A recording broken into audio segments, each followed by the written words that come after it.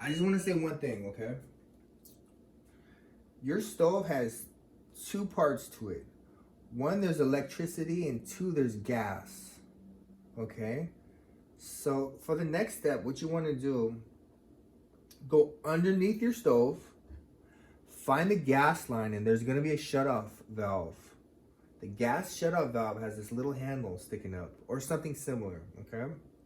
Remember, lefty loosey, righty tighty. We want to shut off the gas, so we're going to go to the right, righty tighty, and that should shut off the gas line underneath. At which point we are free to work on the gas line right here. We can disconnect it. All four of these, we're good to go. And of course, when you want to turn the gas back on, lefty loosey. So we're going to loosen it, and we're going to turn the gas back on by pulling the handle counterclockwise. As far as electricity goes, understand this. Most of your stoves are either going to be plugged in to the outlet, or they're going to be hardwired behind it. In any case, your stove system is going to be hot, meaning there's electricity. So if we go to this outlet, on the right prong it says it's hot. We're going to check these switches. They are hot.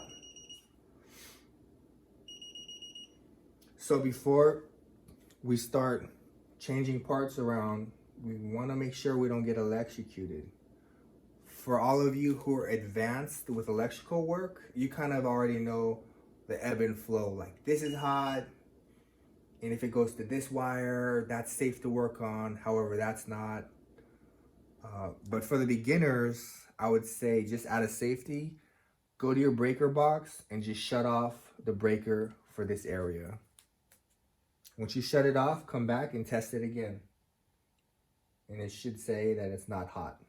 But if it does this, that means it's hot and you didn't hit the right breaker. But shut off the electricity, safety first. Okay.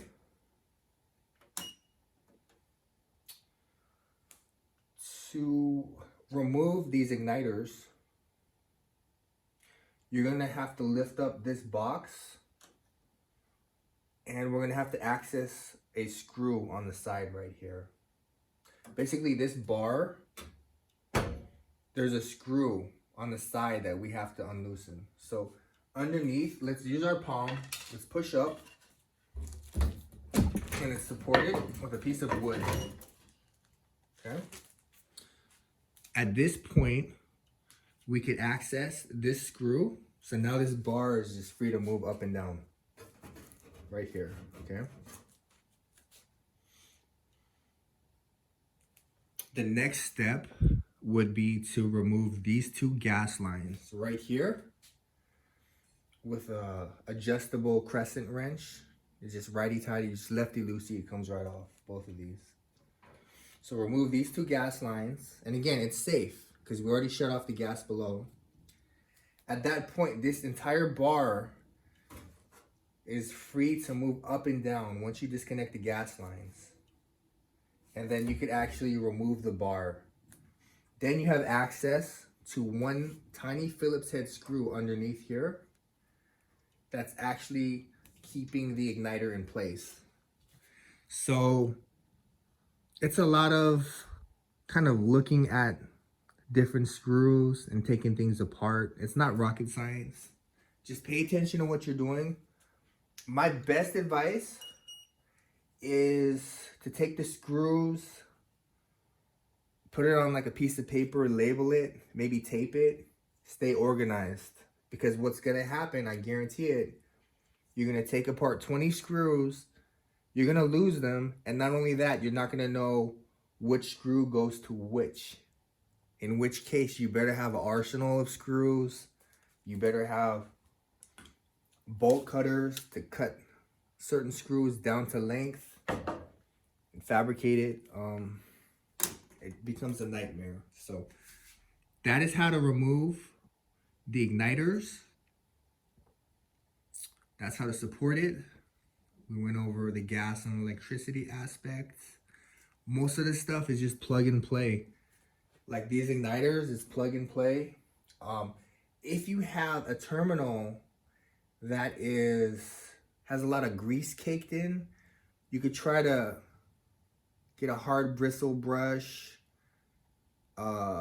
mix vinegar, dish soap, and baking soda together and try to brush it out.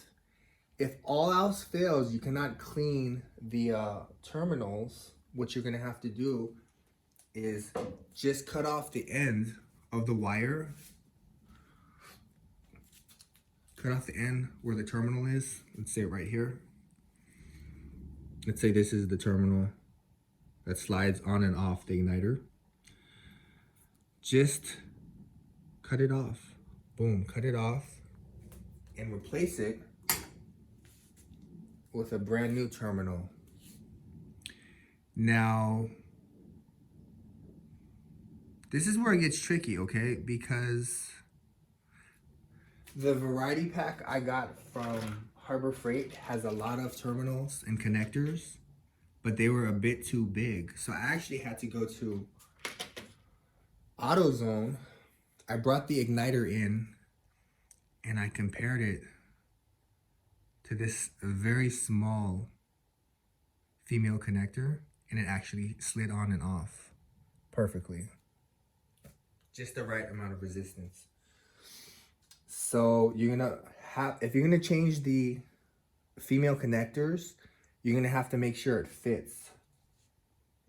Ironically, this female connector that fits to the igniter does not fit on the igniter module. I actually had to get a bigger female connector. Let me see. Something this size. You would think they would be the same, but actually I had to use the Harbor Freight female connector. It's a bit bigger. So that's one of the struggles you're gonna encounter if you're gonna be changing around the terminals.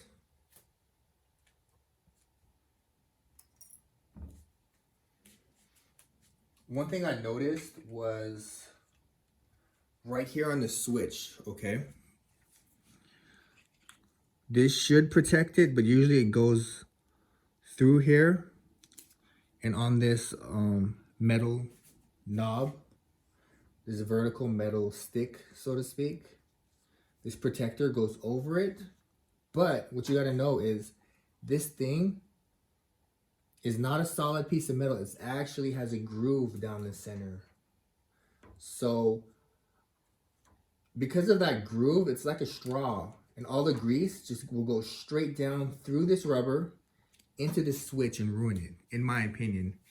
So I'm thinking perhaps it's a good idea to put something inside this hollow groove, maybe like get a hot glue gun or something to prevent the grease from going down it like a straw. Just a thought. Just a thought. Easy off. Since you guys are going through all this trouble to take apart your stove,